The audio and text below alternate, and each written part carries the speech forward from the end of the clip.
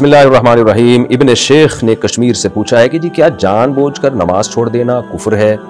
کیا یہ حدیث شریف ہے کہ جس نے جان بوجھ کر نماز چھوڑ دی تو اس نے کفر کیا؟ یہ حدیث صحیح ہے اور اس کا مفہوم کیا ہے؟ جی یہ حدیث بالکل صحیح ہے، من ترک الصلاۃ متعمدا فقد کفر، جس نے جان کر نماز چھوڑی تو تحقیق اس نے کفر کیا۔ اور بھی دیگر بہت سی احادیث ہیں جن میں نماز چھوڑ دینے والے کو کافر قرار دیا گیا ہے۔ اور ایک حدیث میں صحابی بیان فرماتے ہیں، بخاری مسلم کی حدیث ہے کہ ہم کسی عمل کو کفر نہیں سمجھتے تھے سوائے نماز چھوڑنے کو۔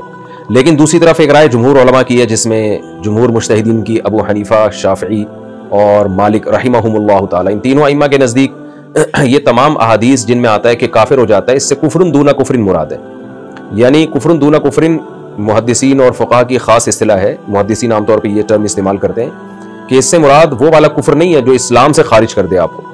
تو جمہور علماء کے نزدیک وہ احادیث جن میں آتا ہے کہ انسان نماز چھوڑ دینے سے کافر ہو جاتا ہے، اس سے چھوٹا کفر مراد ہے، یعنی وہ کفر جو جس سے انسان ملت سے، اسلام سے خارج نہیں ہوتا لیکن عمل کافروں والا کر رہا ہے، وہ اس کو کافر گویا مجازن قرار دیا گیا کہ کام اس نے کافروں والا کیا۔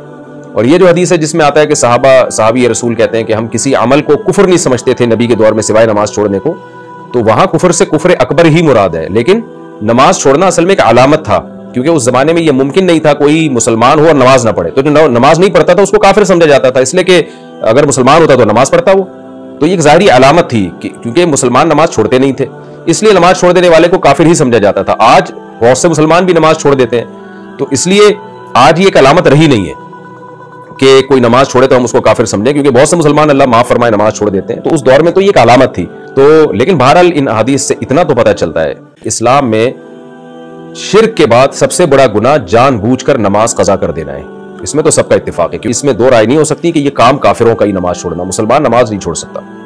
نکاح خوانی کا ہدیہ کس کے ذمے ہے، لڑکی والوں کے یا لڑکے والوں کے؟ محمد تسلیم اختر انڈیا سے۔ ایک تو بھائی یہ اس طرح کی چیزوں کو لوگ ہدیہ پتہ نہیں کیوں کہتے ہیں، ہدیہ وہ ہوتا ہے جو فری پاکٹ کی چیز ہوتی ہے، یہ فیس ہے تو اس کو ہدیہ نہیں کہہ سکتے آپ، کیونکہ ایک عمل ہے، اس کی اجرت دے رہے ہیں آپ اس کو۔ تو نکاح خواہ کی جو اجرت ہے وہ ہمارے ہاں عرف میں لڑکے والوں کے ذمے سمجھی جاتی ہے، تو جہاں کوئی صراحت نہ ہو وہاں عرفی کو دیکھا جاتا ہے۔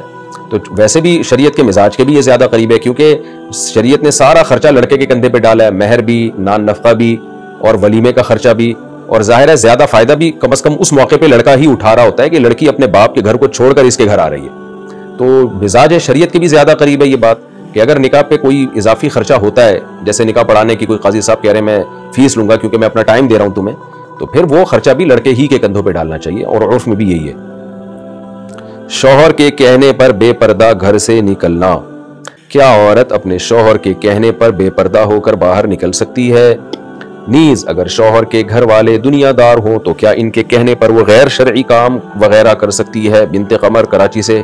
نہیں کر سکتی، صریح حدیث موجود ہے، لا طاعت لمخلوق فی معصیت الخالق، اللہ کی نافرمانی میں مخلوق کی بات ماننا جائز نہیں ہے۔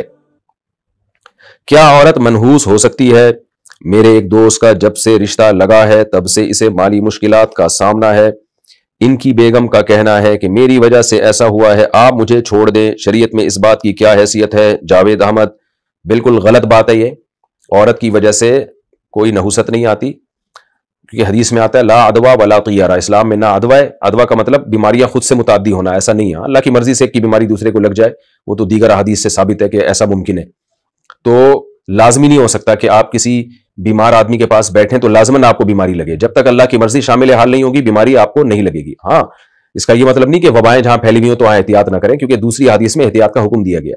اسی طرح حدیث میں آتا ہے بدشگونی نہیں ہے، یعنی کوئی چیز منحوس نہیں ہے، لا طیارہ، لا نفی جنس کے ساتھ کوئی، جیسے عربوں میں تصور تھا نا کالی بلی آگے سے گزر گئی، تو آپ صلی اللہ علیہ وسلم نے اس کی نفی کی۔ آج کل جاہل لوگ کرتے ہیں کہ عورت کے گھر میں آنے سے پیسہ جانا شروع ہو گیا، مال ختم ہونا، تو اس کا مطلب جب سے یہ بہو ہمارے گھر میں آئی ہے تو ہماری تنخواہ کم ہو رہی ہے۔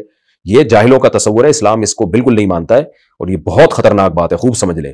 بلکہ حدیث سے یہ بات ثابت ہے، احادیث سے، کہ عورت کے آنے سے برکتی ہوتی ہے، یعنی مال میں مالی لحاظ سے جو برکت ہے نا وہ نکاح کرنے سے ہوتی ہے۔ قرآن کہہ رہے ہیں یکونوا فقراء یغنیہم اللہ من فضلہ، نکاح کرو فقیر ہو گیا اللہ غنی کر دے گا۔